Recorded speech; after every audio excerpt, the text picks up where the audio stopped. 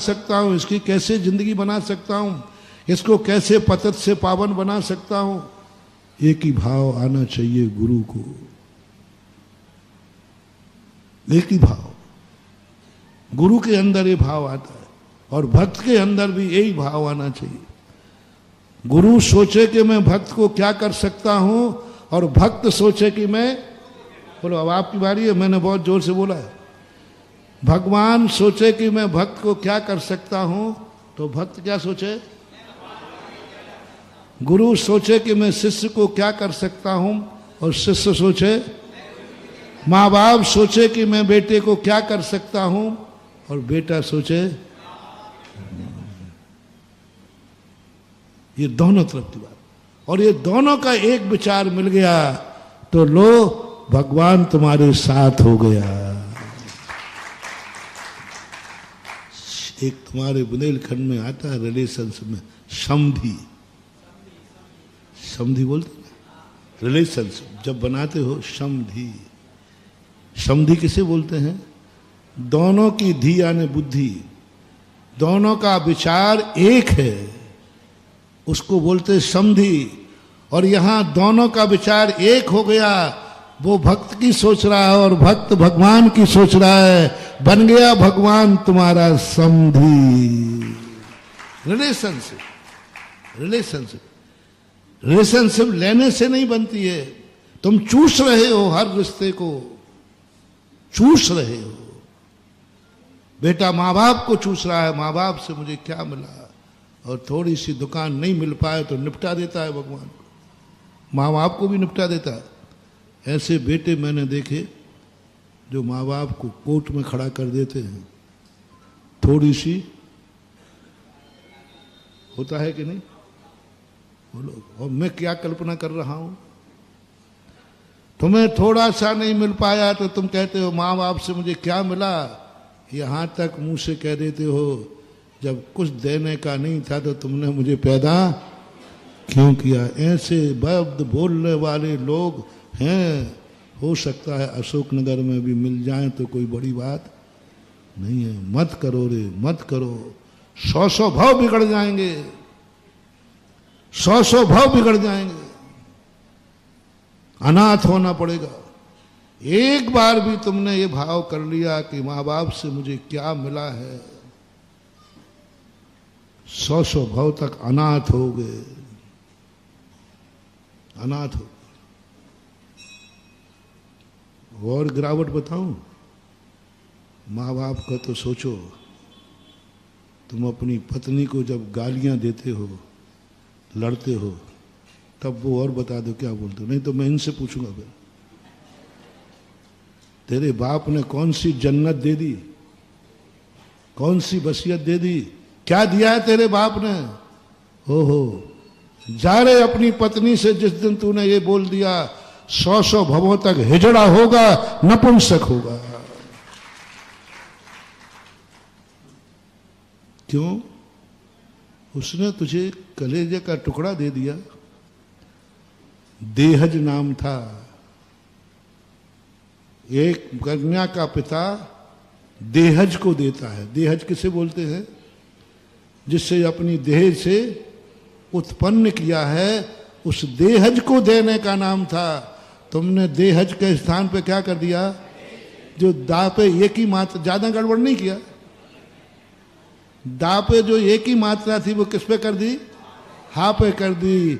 बस हा पे एक ही मात्रा आई तो हाय हाय हो गया।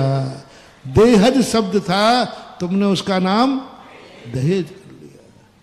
अरे ये बोल, मुझे क्या नहीं दिया तेरे बाप ने, एक जीवंत कलेजे का टुकड़ा दिया है, जो आज मेरे कुल को बढ़ाएगी, जो आज पत्नी है कल माँ बनेगी। आज हमारे कुल को, बेटी उसकी थी, कुल तुम्हारा बढ़ा रही है, तुम्हारे कुल को बढ़ा रही है।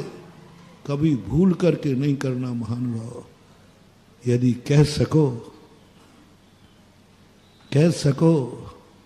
तो आज सभी पुरुष अपनी पत्नियों से कहेंगे, तेरे पिता ने मुझे तुझे दे दिया, मैंने तेरे पिता को कुछ भी नहीं दे पाया, मैं क्या दे सकता हूँ। करो शुरुआत, करो शुरुआत। एक दिन तुम चक्रवर्ती बनोगे और 96,000 रानियों के तुम मालिक बनोगे। स्वधर्मेंद्र बनोगे। देवताओं की बहुत देवियां होती हैं, कैसे हो जाती है देवियां? कैसे चक्रवर्ती की 96,000 देवियां थी? कुछ नहीं बंधु, कोई माला नहीं है, कोई जाप नहीं है, मात इतना सा जाप किया होगा। कभी पत्नी से कहा होगा, तेरे माँ बाप ने तुझे देकर मेरा उजड़ा घर बसा दिया, मेरा वंश बढ़ा दिया, मेरी जिंदगी में खुशी ला दी, लेकिन मैं कुछ भी, बस इतना सा भाव किया होगा। प्रकृति ने कहा, जा तू चक्रवर्ती बनेगा और तेरे चरणों में हर स्त्री रानी बनने के लिए लालायत होगी। चक्रवर्ती रानी बनाता नहीं है, दुनिया की कन्याएं उसको पति स्वीकार करने के लिए लालायत होती। शौच का डर नहीं लगता। जहां एक पत्नी हो फिर दूसरी बनाने के तुम अपनी बेटी दे दोगे? और चक्रवर्ती को देते, शौक से माता पिता देते। कन्या वो भाग मानती है, क्योंकि वो पति वो है जो ये कभी नहीं बोलता क्या दिया, बल्कि उल्टा बोलता है। एक व्यक्ति था, सज्जन था, उसको बहुत भूख लगी तो एक बगीचे में गया और पत्थर मारे कुछ आम तोड़ रहा है। इतने में मालिक आ गया, उसने उसकी अच्छी जम के धुलाई की और राजा के पास ले गया। राजा साहब, इसने मेरे पत्थर मार करके पेड़ तोड़ रहा था, बोलो तुम्हें अपनी तरफ से कुछ कहना है क्या सफाई में? बोले साहब कुछ नहीं कहना, बस एक ही बात का खेद है कि पेड़ को जब भी मैंने पत्थर मारा उसने कोई फल दिया, लेकिन इस मालिक ने, इस माली ने मुझे डंडे मारे, मैं इनको कुछ नहीं दे पाया। मैंने जब भी पेड़ को पत्थर मारा उसने क्या दिया? फल दे दिया। इसलिए मुझे डंडे मारे, लेकिन मैंने इसको कुछ नहीं दे पाया। बस एक ही विकल्प है कि काश मैं भी पेड़ होता तो पत्थर मारने वाले को एक फल दे देता। क्या ये सोच हमारा और आपका बन सकता है? लाओ रामराज्य, लाओ सतयुग। मारने वाले से कह रहा है कि इसने डंडे मारे, मैं इसको कुछ नहीं दे पाया। इससे तो अच्छा पेड़ है कि लोग पत्थर मारते हैं और वो एक फल दे देता है। ये जिंदगी चाहिए, ये जीवन चाहिए। हर जगह तुमने अपनी वासना को निमज्जित कर दिया है। वासना ने स्वार्थ, निजी स्वार्थ। तुम्हें कुछ भी नहीं दिख रहा कि उसने तुम्हारे लिए कन्या दे दी है, तुम भी कह रहे हो जब देखो जब बुलाए ना, क्या दिया तेरे बाप ने, कौन सी जन्नत लिख दी? मेरे भक्तों से मैं बहुत करुणा दया करके कह रहा हूं, आज से अपनी पत्नी को ये शब्द नहीं कहोगे। कहोगे तो क्या कहोगे? बोल दो ना। उसने तो हमें कुछ, लेकिन मैंने उसको। ये जितने कुंवर होते हैं कृतज्ञ होते हैं, ये लेते ही लेते हैं जिंदगी भर। जब ते बार ससुराल जाएंगे और वहां से सीख नहीं मिली, क्या बोलते उसको? सीख बोलते को कुछ मिलता है। राजस्थान में सीख बोलते, और एक आध बार नहीं मिला तो मुंह फुलाता है पट्टा। तो बादशाह और बीरबल की कहानियों में एक बहुत अच्छी कहानी है, महानुभाव। सभी कुंवर सावों को शिक्षा के योग्य है। बोले अपने राज्य में ऐसा कौन व्यक्ति है जो कृतज्ञ है? कितने उपकार करो लेकिन वो उपकार मानता ही, कितने करो, कुछ भी करो, उपकार मानते ही नहीं। बीरबल ऐसे लोगों की लिस्ट बनाओ, हमारे राज्य में कृतज्ञ लोग रहेंगे, कृतज्ञ नहीं रहेंगे। ऐसे लोगों को राज्य में कोई स्थान नहीं जो किसी के उपकार को नहीं मानते। बीरबल तो बहुत आगे के थे, उन्होंने लिस्ट बना दी। बोले साहब ये तो बहुत लंबी है, पूरे साहब संसार में जितने कुंवर साहब हैं सब कृतज्ञ होते हैं, कृतज्ञ होते हैं। हाँ साहब इनको कितनी दे दो, थोड़ा हमें हाँ मिला रे, तुम वही वे बैठे हो, कितने ही ससुराल से कुछ भी मिल जाए लेकिन तुम्हारा पेट नहीं भरता। कितना ही मिल जाए, करोड़ों देवे, तब भी वो कुछ ना कुछ तो छोड़ ही देगा। तो बादशाह ने कहा ठीक है, इन सबको फांसी पर लगा दो, जो जो कृतज्ञ है फांसी पर लगा दो। बीरबल ने कहा जी बड़े आदमी जब बोले ना नहीं कहना। और बढ़िया उन्होंने मैदान निकाला, गंज मंदिर तो लंबा चौड़ा है ही, और फांसी के फंदे बना दिए। बोले राजा साहब मामला फांसी का है, एक बार आप फंदे चेक कर लो, बाद में गड़बड़ हो गया तो कोई बच गया तो। बोले साहब आप चेक कर लीजिए थोड़ा सा। चेक करने गए, 2 फंदे में ऊपर से सोना और चांदी मड़ा था, उसमें रत्न जड़े थे।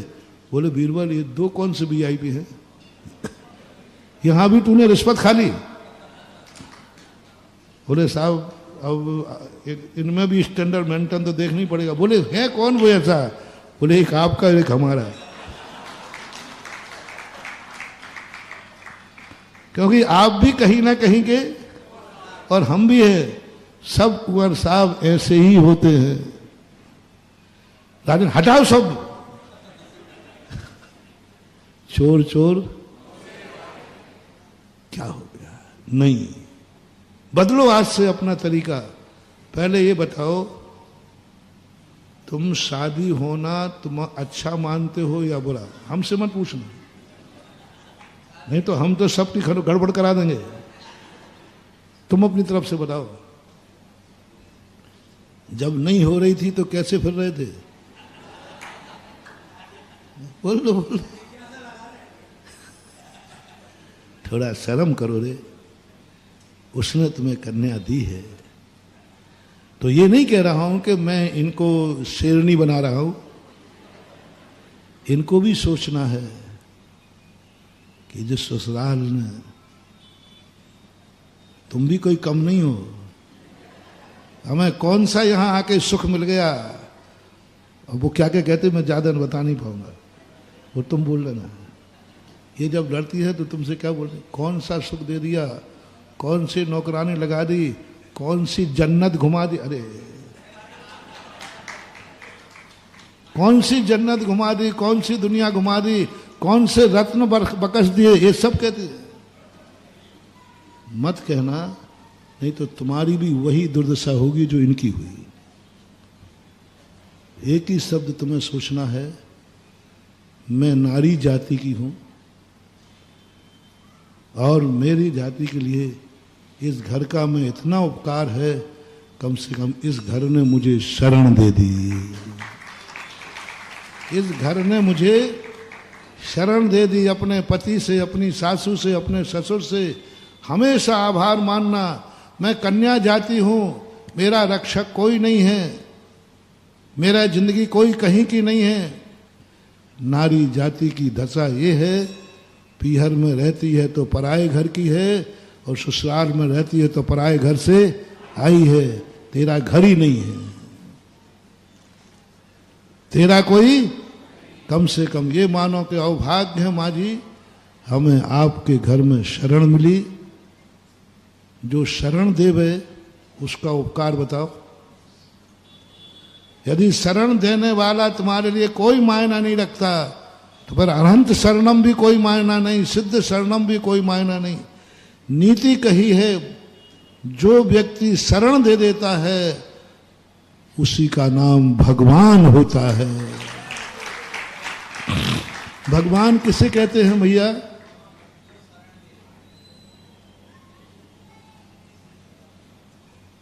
भगवान कन्या के लिए ससुराल मंदिर है और पति और ससुर ये भगवान है, क्योंकि इसने शरण दी है तुम्हें। तुम्हारे लिए मानना है कि मुझे तो शरण मिली है, मेरा यही मंदिर है और यही भगवान है। क्योंकि शरण देने वाला भगवान होता है। ये नीति है। मैंने तो इसलिए बीच में कह दी, नहीं तो आज घर में जाके बड़ा, हाँ, हमारे प्रश्नों से बड़ा खतरा है। कभी कभी एक पक्षी हो जाता तो घर में फिर शाम को लौट के आते, बोले महाराज जी आपने आफत कर दी, आज अब नहीं होगा, अब दोनों बराबर हो गए ना।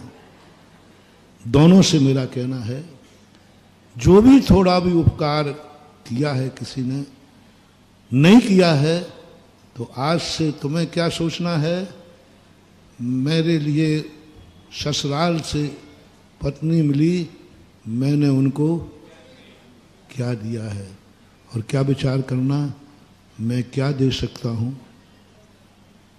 मैं सास ससुर के लिए क्या कर सकता हूँ, मैं किस काम में आ सकता हूँ, ये शुरू करो। आप इस घर ने मुझे, बोलो क्या कहा, अब आप बोलो, इस घर ने मुझे शरण दी है, इस घर के लिए मैं क्या कर सकती हूँ, इस घर के लिए मैं किस काम में आ सकती हूँ, इस घर के लिए मैं स्वर्ग बना सकूं तो बना दूं, मैं क्या कर सकती हूँ, इस घर ने मुझे शरण दी है। मैं अपरिचित थी, मुझे कोई परिचय नहीं था, इन्होंने अंदर प्रवेश करा दिया घर में। बोलो, अपरिचित व्यक्ति को घर में प्रवेश कराना चाहिए क्या? नहीं। और बोलो, हर कन्या अपरिचित है कि परिचित? अपरिचित। और अपरिचित ने तुम्हें शरण दे दी, देखो तो तुम्हारे ऊपर कितना विश्वास है, कितना विश्वास है। जिस घर में प्रवेश कोई अपरिचित नहीं कर सकता, उस घर में तुम्हें प्रवेश मिल गया है, फिर भी तुम घर को नरक बना रही हो, फिर भी घर को झगड़ा कर रही हो, फिर भी तुम्हारे मन में बुरे भाव आ रहे हैं, फिर भी तुम्हारे मन में बहुत उल्टा सीधे भाव आते। नहीं, मेरी भक्तनों से कहना है, या तो शादी करो मत, सीधी प्रतिभा स्थली चले जाओ, और शादी करना है तो ससुराल को मंदिर मानना और वहां के लोगों को भगवान मानना, यही तुम्हारे लिए उपदेश है। और आदेश मानो तो कोई आपत्ति नहीं है। इसलिए पति परमेश्वर शब्द बोलते ना, शायद ऐसा कुछ आता है। क्यों बोलते? मैंने सब परमेश्वर क्यों बोला? ये गुटखा खाने वाले को परमेश्वर बोल रहा, बताओ। हाँ, मैंने कही ये तो ऐसी परमेश्वर, पति परमेश्वर होता है, पति। बहुत दिनों तक ये बात मुझे समझ में नहीं आई। जब मैंने नीतियां पढ़ रहा था, उस नीति के अंतर्गत आया, जो शरण देता है वही भगवान होता है, और कन्या को शरण मिली है, आपका मंदिर है, वो मंदिर में शरण ली जाती है। आपके परिवार के लोग, वो परमेश्वर उन्होंने शरण दी। और आपको क्या करना है? तुम्हारे जीवन में किसी ने उपकार किया है, तो आज से ये मत सोचना कि हमें क्या मिला है। आपको क्या सोचना है? बोलो, मैंने ससुराल को मैं क्या कर सकता हूँ, मैं किस काम में आ सकता हूँ, मेरा तन, मेरा मन, मेरा धन, जो कुछ भी काम आ सके उस पर सोचो। एक तुम्हें लोक व्यवहार की, क्योंकि परमार्थ के साथ साथ मैं थोड़ा संसार भी सुधारता हूं। उसका मूल कारण है, ये मंदिर कितने भी हम शुद्ध रखें, लेकिन मंदिर में आने वाले रास्ते गंदे होंगे तो मंदिर शुद्ध नहीं रह पाएगा। इसलिए मैं रास्ते सुधारता हूं। मंदिर में आने वाला घर से आता है, यदि घर अशुद्ध है और अशुद्ध व्यक्ति मंदिर में आएगा तो मंदिर भी अशुद्ध हो जाएगा। मंदिर शुद्ध रखना है तो घर को शुद्ध करना पड़ेगा, मंदिर शुद्ध रखना है तो आने वाले रास्ते भी शुद्ध रखना पड़ेगा, नहीं तो रास्ते में अशुद्धि हो जाएगी। जैन दर्शन का सबसे बड़ा सोच था, पूजन की थाली शुद्ध रखना है, पूजा शुद्ध रखना है तो भोजन की थाली भी शुद्ध कराओ। भोजन की थाली अशुद्ध है, मांस है, अंडे हैं, सब है, ऐसा व्यक्ति आकर पूजन करेगा तो मंदिर का अतिशय खत्म, पूजा खत्म, भगवान की प्रतिष्ठा खत्म हो जाएगी। इसलिए उन्होंने कहा मंदिर की थाली की पूजा कराने के पहले उसकी भोजन की थाली सुधारो कि वो क्या खा रहा है। अभिषेक के लोटे में जल है, ये पहले बाद में सोचना। एक बोतल पीकर आगने वाला व्यक्ति अभिषेक करेगा तो क्या होगा, आप बताओ। एक बोतल पी के आया है और वो व्यक्ति भगवान का अभिषेक कर रहा है, बोलो मंदिर की प्रतिष्ठा रहेगी? अभिषेक का फल रहेगा? जैन दर्शन कहता है अभिषेक का लोटा बाद में उठवाना, पहले पीने का लोटा देखो उसमें क्या है। यदि पीने का लोटा गंदा है तो अभिषेक के लोटे से कोई मतलब निकलने वाला नहीं। हम आहार लेते हैं, कई लोग कहते महाराज जी आपको हमारी जिंदगी से क्या लेना देना, आपको शुद्ध आहार चाहिए? बिल्कुल नहा धो करके कपड़े पहन कर बिल्कुल शुद्ध दे रहा हूं, बिल्कुल 16 का खा रहा हूं, खिला रहा हूं, और खिलाते भी बहुत 16 का खिलाते, शुद्ध, कहीं गड़बड़ तो है ही नहीं, बिल्कुल देसी माल खिलाते हो। बोले महाराज आपको मैं कुछ गंदा नहीं खिलाऊंगा, देखो आप मेरे गुरु हैं, मुझे मालूम है कि आप, बोल दो ना, आप शुद्ध खाते हो, इसमें तो मुझे कोई संदेह है नहीं कि आप मेरे भगत हैं, तो मुझे तो अशुद्ध नहीं खिलाओगे, पक्का है, पक्का है, विश्वास है, पूरा है। लेकिन तुम शुद्ध खाओगे तभी वो अशुद्ध शुद्ध माना जाएगा, नहीं तो वो भी अशुद्ध है। क्यों दिगंबर जैन साधु उनसे हार नहीं लेता है? जो पहले पूछता है कि तुम शराब तो नहीं पीते, पहले पूछता है गुटखा तो नहीं खाते, पहले पूछता है कि तुम अंडे तो नहीं खाते, पहले पूछता है रात्रि भोजन तो नहीं करते, पहले क्यों? अरे तुम्हें शुद्ध आहार लेना है ले लो ना। नहीं, अशुद्ध व्यक्ति के हाथ का शुद्ध आहार भी अशुद्ध की कोटि में आता है। अशुद्ध खाने वाला व्यक्ति यदि शुद्ध आहार भी दे रहा है तो वो भी अशुद्ध की कोटि में आ रहा है। अशुद्ध व्यक्ति मंदिर आ रहा है तो वो भी मंदिर की शुद्ध क्रिया कर रहा है, तो वो क्रिया भी अशुद्ध है, क्योंकि करने वाला अशुद्ध है, तो क्रिया कितनी भी शुद्ध हो वो अशुद्ध मानी जाएगी। इसलिए आहार के समय का भैया थोड़ा बहुत तो शुद्ध कर दूं। और कई लोग कहते महाराज आपको इससे क्या लेना देना, हम क्या है? नहीं, यदि यही लेना देना नहीं होता तो मैं तेरे घर आने वाला भी नहीं था। मेरे भोजन का इंतजाम तो देवता कर देते, तुझे कोई जरूरत ही नहीं है।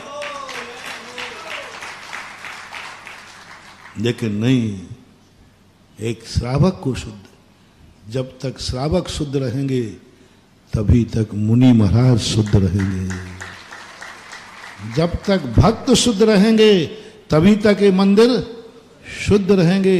भक्त शुद्ध हो जाएगा तो मंदिर भी। इसलिए थोड़ा थोड़ा तुम्हें भी, मैं तो सुधरा ही हुआ हूं, थोड़ा थोड़ा तुम भी सुधर जाओ। मेरा मंदिर तो सुधरा ही हुआ है, पूजन की थाली तो हजारों साल से आज तक पूजन की थाली नहीं बिगड़ी, बिगाड़ भी नहीं सकते, तुम तो लड़ जाओगे, मर जाओगे। मेरे मंदिर की पूजन की थाली ऐसी ही होना चाहिए। यदि किसी ने दूसरी चीज रख दी तो अरे, और हमें चिंता भी नहीं, वहां तो मैं बैठा हूं, तुम बिगाड़ भी नहीं पाओगे। पूजन की थाली हजारों साल से वही थी, वही है, और विश्वास है वही रहेगी। बस अशोकनगर वालों रे, भोजन की थाली और बता दो, जो 1000 साल पहले वही थी, आज भी वही है, कल भी वही रहेगी। विश्वास कर लो। मंदिर भ्रष्ट नहीं हुए हैं, चौका भ्रष्ट हुआ है। पूजन की थाली में अतिशय कम क्यों हुआ? मैंने शास्त्रों में पढ़ा है पूजन की थाली का अतिशय, पूजन का अतिशय पढ़ा। पूजन करने वालों को बच्चों ने, सांप ने काट लिया, उतर गया, भगवान के अभिषेक करने वालों के 700 कोड़ियों के कोड़ दूर हो गए। मैं सोचता हूं कि आज हो क्या गया। आज वो सब चमत्कार मंदिरों में नहीं दिख रहे, आज वो चमत्कार पूजाओं में नहीं दिख रहे, आज वो चमत्कार गंधर्वों में नहीं दिख रहे। आखिर हुआ कहाँ है? भगवान वही है, मंदिर वही है, पूजा वही है, पूजन की थाली वही है।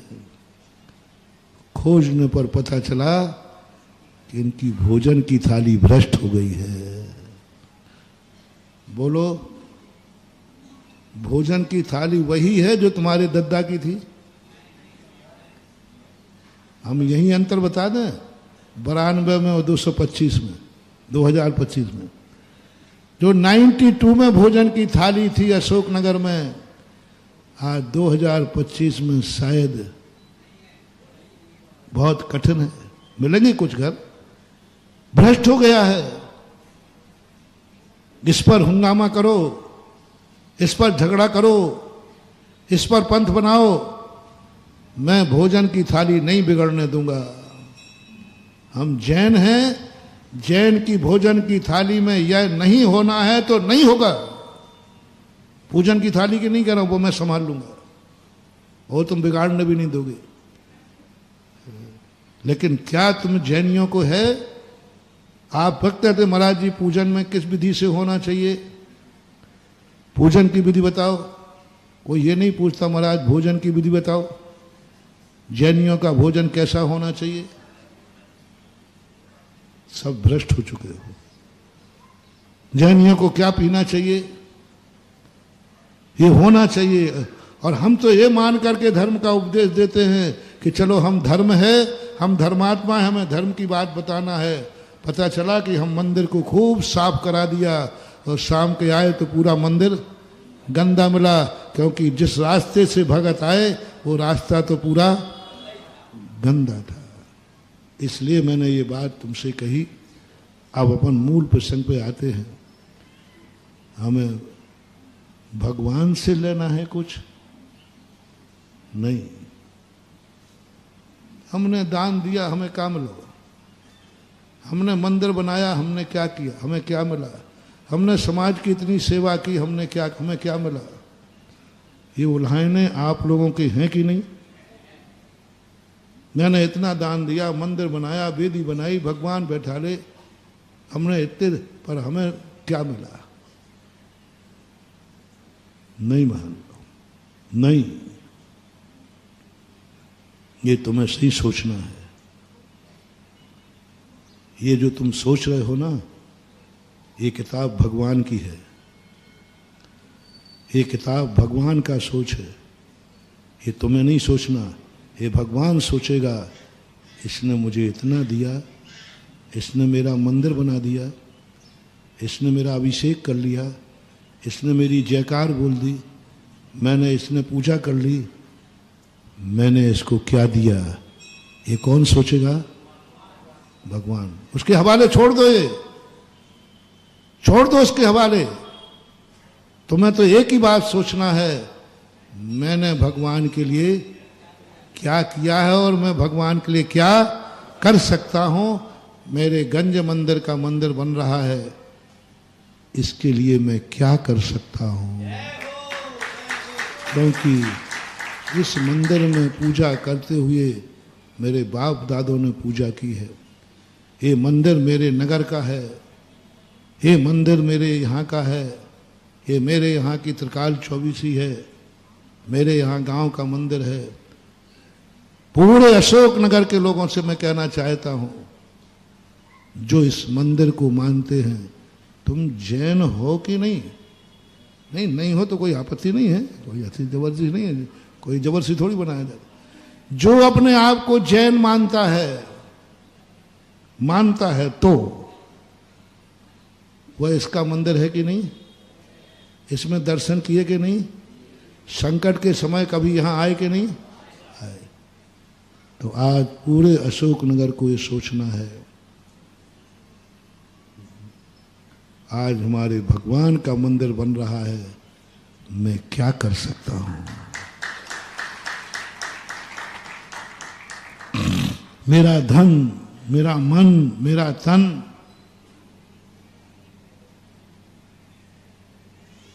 क्या चाहिए है मंदिर को? बस एक ही बात की चर्चा करो, अपना मंदिर बन रहा है, अपने भगवान का मंदिर बन रहा है, अपन क्या कर सकते हैं? घर में मीटिंग करो, माँ बेटों से कहे, बेटा माँ से कहे, बच्चे कहें, परिवार कहें, हम क्या कर सकते हैं? मंदिर बन रहा है, 50 साल के बाद मंदिर का नवीनीकरण हो रहा है, हम क्या कर सकते हैं? 50 साल से तुमने इस मंदिर को चूसा है, 50 साल से इस मंदिर से जो बन पड़ा वो तुमने लिया है, 50 साल से इस मंदिर में जो मांगना पड़ा वो तुमने मांगा है। कुछ गलत बोल रहे हो तो देखो, मैं थोड़ा स्पष्टवादी हूं, सुन रहे हो रे भिखारियों? बोलो किसने क्या नहीं मांगा इस दरवाजे में? मांगा है कि नहीं? कभी मन से, कभी वचन से, कभी मांगा है। आज सोचना है कि हमारे प्रभु का मंदिर बन रहा है, हम क्या कर सकते हैं? क्या चाहिए मंदिर को जो मेरे पास है? क्या चाहिए है मंदिर को जो मेरे पास है? और जो मेरे पास है वो मंदिर के काम आ सकता है। धन दौलत, आजू बाजू के मकान, आओ पूछने कि महाराज हमारे मंदिर बन रहा है, हम क्या कर सकते हैं? यदि हमारा मकान लगा हुआ है, इस मंदिर के काम आए तो मैं दे सकता हूं, सड़क पे आ सकता हूं। भगवान में तेरे लिए मकान, तेरे लिए, ना जाने कर्मों ने तुझे कितने बार सड़कों पे लाए। पाप के कारण पांडव भी सड़कों पे आए। इंद्रप्रस्थ के महाराजा थे, पांडव कहाँ के थे? इंद्रप्रस्थ है ना, इंद्रप्रस्थ के मालिक थे। और एक जुआ के कारण कहाँ आना पड़ा? रोड पे आए। कितने शराबी, कितने स्नेक्षी, सारी जायदाद बिक जाती है, रोड पे आ जाते हैं। प्रभु आज मेरा मकान तुम्हारे काम आएगा, आज प्रभु तेरा मंदिर बनेगा, मैं सड़क पे ले लूंगा। कर्मों की मार से तो ना जाने कितने भव फुटपाथ पे बेचारे बिताए, आज धर्म के कारण मैं फुटपाथ पर रहने को तैयार हूं। है कोई माई का लाल ऐसा? बातें करते हो दुनिया भर की, भगवान भगवान, हाँ फोड़ो कान भगवान के। कभी किसी है कोई माई का लाल कि मेरा मकान मैं फुटपाथ पे आ जाऊंगा भगवान तेरे लिए? बल्कि बहुत खेद के साथ कहना पड़ता है कि लोग मंदिर को हड़पना की बात करते हैं। मंदिर की जमीन मिल जाए, मंदिर का मकान मिल जाए, मंदिर की दुकान मिल जाए तो तुम चूकोगे नहीं। बल्कि ऐसे लोग देखे हमने कि मंदिर की दुकान 50 रुपए में लेते हैं, उनकी खुद की दुकान है, दूसरे को 5000 में देते हैं। मंदिर को 50 रुपया ही दे दें ये मुश्किल है, और उस दुकान से क्या कमा रहे हैं? जिस मकान मंदिर को कमा के देना चाहिए थे, उस मंदिर की दुकान से कमा रहे हैं। बोलो दुनिया में ऐसे लोग हैं कि नहीं? कि मैं अंदाज से बोल रहा हूं। जो मंदिर की दुकान से, एक वो था जिसने दान दी थी, एक वो है जो कब्जा करके मंदिर को तो 50 देता है और स्वयं कितना कमाता है? 5000। मंदिर से जुड़े हुए लोग बर्बाद क्यों हो जाते हैं? आप देखना, मंदिर बर्बाद नहीं करता।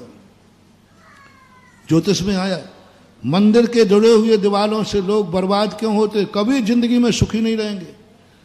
महानुभाव, फुटपाथ पर रहना पड़े तो रह जाना, मंदिर से अपनी दीवार लगी हो तो कभी भूल करके उस मकान में नहीं रहना, अन्यथा पीढ़ी दर पीढ़ियां समाप्त हो जाती हैं। कोई वंश में नाम लेने वाला नहीं रहता। 24 घंटे आंसू ही बहाते रहोगे, रोते रहोगे। मंदिर की दीवार से दीवार लगी है, मंदिर तुम्हारा अहित नहीं कर रहा है, तुम महेंद्र का अहित कर रहे हो। मंदिर के बाजू में रहकर संसार कर रहे हो। मंदिर के बाजू में रहकर, ये नियम बनाया गया, मंदिर की दीवार से रहने वाला कभी भी सुखी नहीं रहेगा। आप पूरे भारत का सर्वे कर लीजिए। तो भगवान अहित करते हैं? नहीं, तुम भगवान का हित करते हो, क्योंकि तुम घर गृहस्थी तो गृहस्थी के हिसाब से चलती है, और मंदिर नहीं, भूल करके नहीं लाना। मंदिर से लगा हुआ मकान फोकट में भी देवे कोई, और बल्कि अंग्रेजों जैसा ऊपर से पैसा और देवे कि भाई ये मकान ले ले, पैसा और ले ले, तो भी मत लेना, मंदिर से लगा हुआ मकान नहीं लेना। और हो सके तो आज अशोक नगर के जितने भी मंदिर हैं, भावना भा रहा हूँ कि शायद शाम तक कोई आ जाए कि महाराज जी मेरे पास एक मकान है और तो मैं कुछ कर नहीं सकता, आज के प्रवचन से मेरा मन है कि मैं क्या कर सकता हूँ, मुझे समझ में नहीं आ रहा है, तो मेरे पास आओ, तो मैं पूछूंगा तेरे पास क्या है? बोले महाराज एक ठोल मकान है। तो बुझ हो, यदि मेरा मकान मंदिर के काम आता है तो मैं फुटपाथ पे आने को तैयार हूं। ऐसा भगत जिस दिन आ जाएगा उसी दिन इन मंदिर में देवता आ जाएंगे और अतिशय बरसेगा और यही मूर्ति तुम्हारे लिए। तुम भगवान के नाम से फुटपाथ पे आओ तो सही, भगवान भी तुझे गोदी में उठाने आ जाएगा। तुम भगवान के नाम से, पाप के नाम से, बुरे कार्यों के नाम से तो हजारों बार लोग रोड पे आए, फुटपाथ पे आए, कभी धर्म के नाम पर, भगवान के नाम पर। मैंने कहा था मंदिर बन जाएगा तुम्हारा। पांडवों में और श्री राम में क्या अंतर था? पांडव पाप के कारण वनवास गए थे और श्री राम बोल दो ना धर्म के कारण, सत्य के कारण, पिताजी के वचन के कारण से, धर्म के कारण वनवास गए। दोनों 14 वर्ष वनवास में रहे, एक धर्म के कारण और एक अधर्म के कारण। और धर्म के कारण जो वनवास रहता है वो जगत का भगवान कहलाता है, उसके मंदिर बनते हैं। और पाप के कारण तो दुनिया रहती है।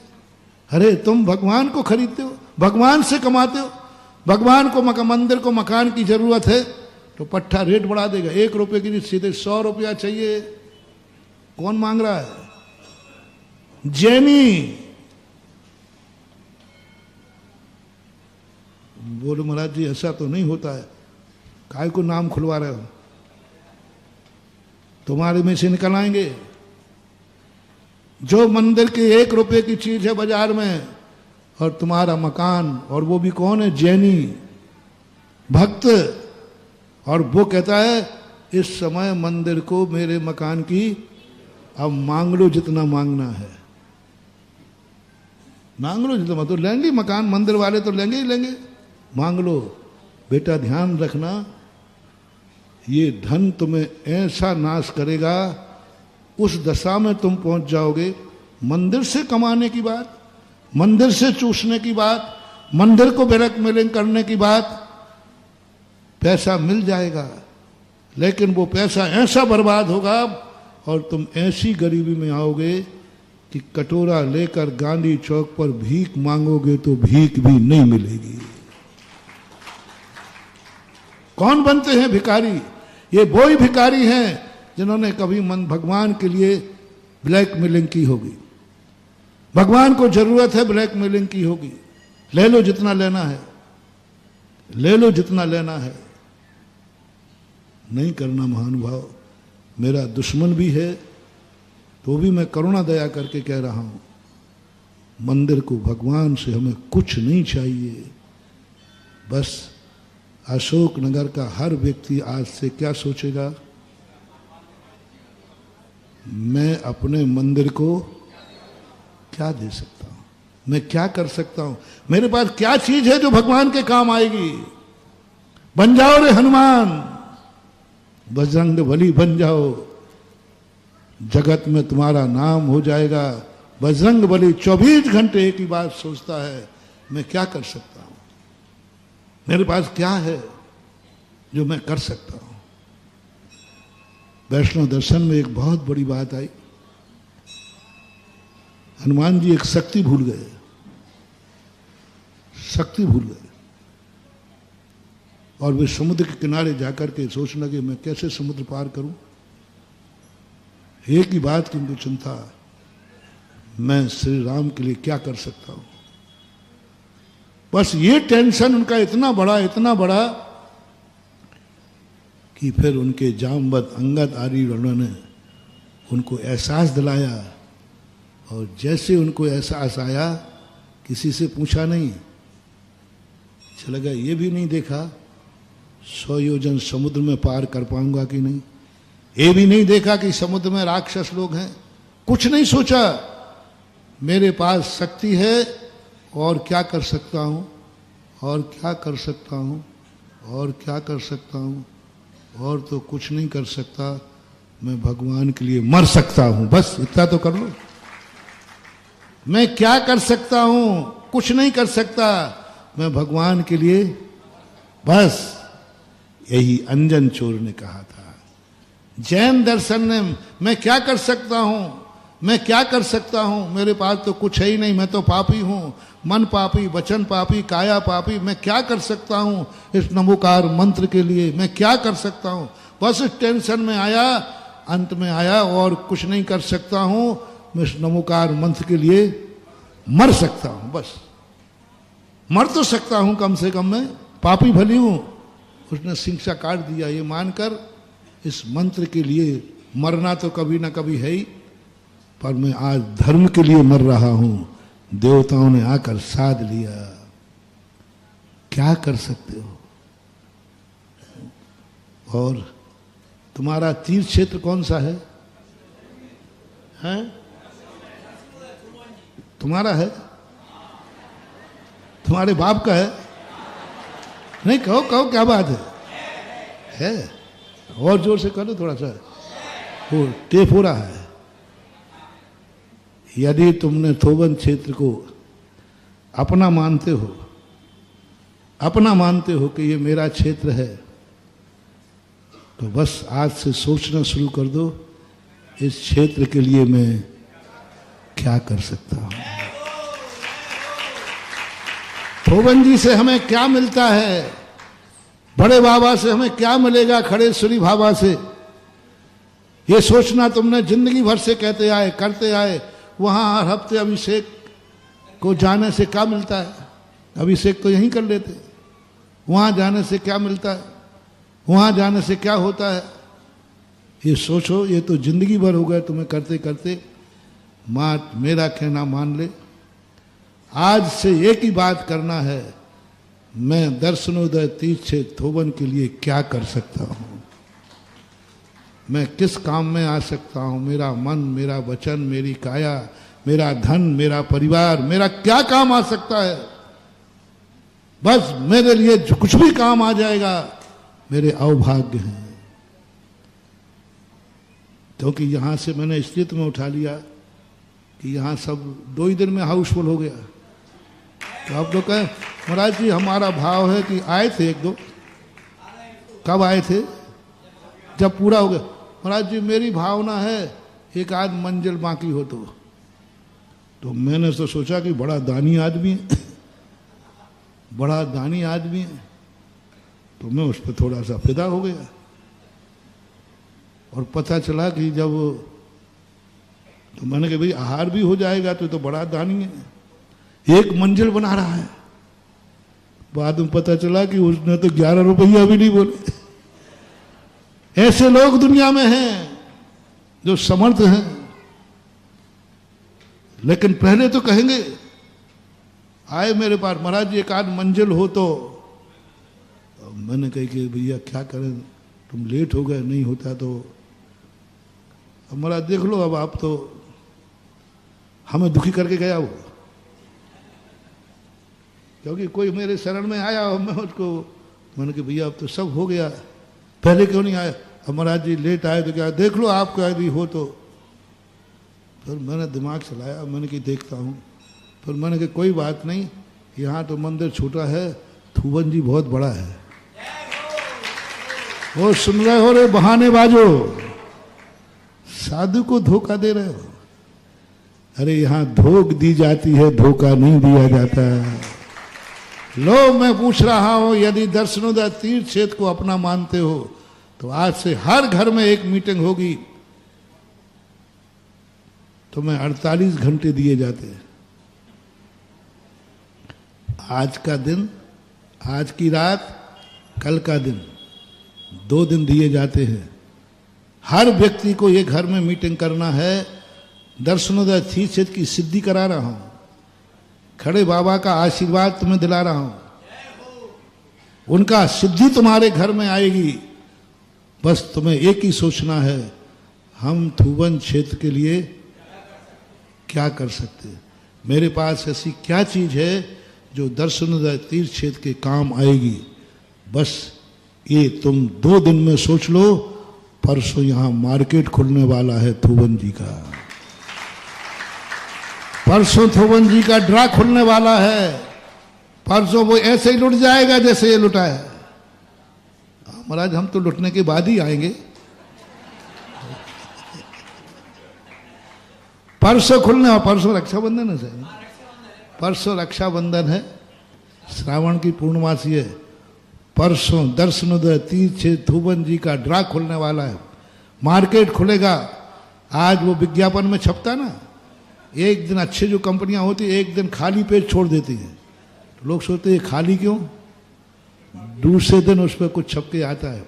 ऐसे ही आज हमने ब्लैंक छोड़ दिया। कौन क्या छोड़ दिया? दर्शनोदय थुवन क्षेत्र के लिए तुम क्या कर सकते हो, तुम क्या काम में आ सकते हो। तुम्हारा तन, तुम्हारा धन, तुम्हारा मन क्या है तुम्हारे पास जो दर्शनोदय के काम आ सकता है। बस ये तुम शुरुआत करो और रक्षाबंधन के दिन मैं आदिनाथ भगवान से तुम्हारी रक्षा कराने की सिफारिश करूंगा।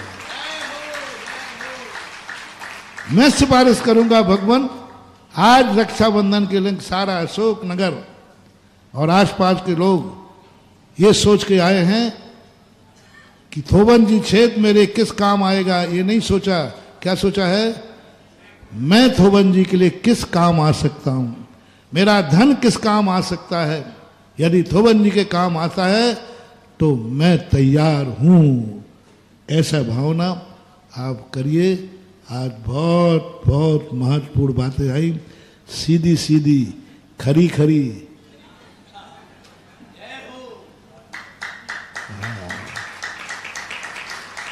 और बोलो खरी खरी कही है, खोटी तो नहीं कही।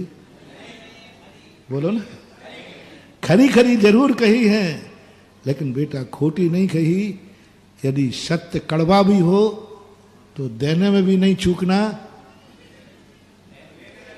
लेने में भी नहीं चूकना। खरी खरी हो, चोखी होना चाहिए। आज बहुत सारी बातें महानुभाव, जिंदगी बदलो। आज भी अतिशय हम, आज भी चमत्कार हैं। बस रामचंद्र जी तो आज भी हैं, आज भी हैं, आ सकते हैं। मैंने पूछ लिया था, रामचंद्र जी कहते मैं आने को तैयार हूं, पर हनुमान तो बताओ कहां है। हनुमान नहीं है। रामचंद्र जी कहते हैं मैं दुनिया में नहीं आऊंगा, क्योंकि एक रावण ने मेरी ये हालत कर दी। मैंने कहा भगवान से, भगवान आओ, थोड़ा आओ देखो। बोले नहीं आऊंगा बेटा मैं। मैंने क्यों? बोले एक रावण था उस समय और मेरी ये हालत कर दी। एक मंथरा थी। कितनी मंथरा थी? एक मंथरा ने मेरी ये हालत कर दी, मैं नहीं आऊंगा। हाँ, यदि हनुमान हो तो ना रावण से डर है ना मंथरा से डर है, क्योंकि हनुमान है तो कोई डर नहीं है। आज भगवान आ सकते हैं, आने को तैयार है, बस हनुमान नहीं है। आज तो क्या हो गया, घर घर लंका, घर घर रावण। इतने राम कहाँ से लाऊं, घर घर कंसा, घर घर मथुरा, इतने श्याम कहाँ से लाऊं। हनुमान बनो रे। और हनुमान जिस दिन बन गए, भगवान आने में कोई विकल्प नहीं है। भगवान तो आने बैठा है, वो तो जगत का कल्याण करना चाहता है, लेकिन हनुमान नहीं है तो भगवान नहीं है। रिपीट करो, हनुमान नहीं है तो। और हनुमान का किसको बनना है? भगवान को। महाराज भगवान ही हनुमान बन जाए ना? नहीं, हनुमान भक्त को बनना है और राम भगवान को बनना है। राम की जिम्मेवारी मेरी, आप हनुमान बनो, मैं भगवान के पास जाता हूं। जब तक चला जाऊं लेना, अब मैं जा रहा हूं भगवान के पार लेने, कल आऊंगा, कल आऊंगा, देखो मेरी बेइज्जती मत करा देना। मैं कहूंगा भगवान चलो, अब अशोक नगर में हनुमान हो गए हैं, हनुमान बन जाओ, फिर देखो मजा, समय आपका हो गया। महावीर भगवान की